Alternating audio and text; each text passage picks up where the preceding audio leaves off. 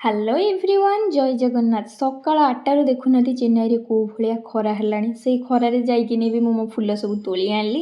ଆସିକିନି amla powder ପାଣିଟା ଟିକେ ପିଇଲି। ଆୟୁଷ ନେଇ ଆସିଥିଲେ ଚିକେନ୍, କାହିଁକିନା ଆଜି ବନେଇବାର ଥିଲା ବିରିୟାନୀ। ସିଏ ତ ତାଙ୍କର ସେପଟେ ପ୍ରିପାରେସନ୍ କରୁଛନ୍ତି, ମୁଁ ଏପଟେ ମୋର ଟିକେ ଉପମା ହେକା ଖାଇକି ତାପରେ ଚାଲୁ ଟିକେ ମାର୍କେଟ। ରାଇସ୍ ଦୋକାନ ଯିବାର ଥିଲା, କାହିଁକିନା ବିରିୟାନୀ ଚାଉଳଟା ଘରେ ସରିଯାଇଥିଲା।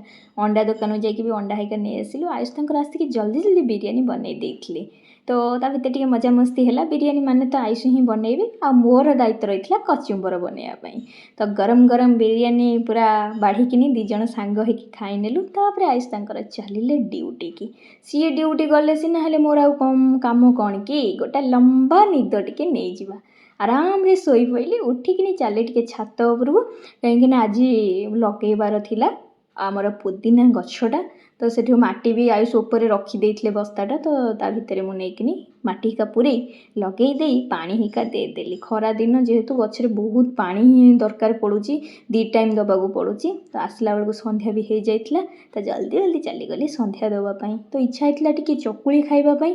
ତ ଘରୁ ଆଣିଥିବା ବିରିଟାରେ ଚୋପା ହେଇକା ତ ଛଡ଼େଇବା ବହୁତ କଷ୍ଟ, ଆପଣମାନେ ବି ଜାଣିଥିବେ। ତାକୁ ଛଡ଼ାଛଡ଼ି କରି ଆଣ ହେଇକା ମୋର ରେଡ଼ି ହେଇଗଲା। Thank you for watching, bye.